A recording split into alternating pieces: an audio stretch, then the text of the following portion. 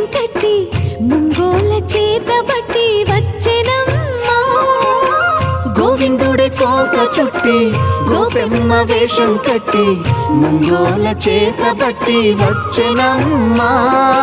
నవమోహన జీవన వరమిచ్చెనమ్మా. ఇకపై ఇంకెప్పుడు నీ చేయి విడిచి వెళ్ళనని చేతిలోన చెయ్యేసి ఒట్టేసిన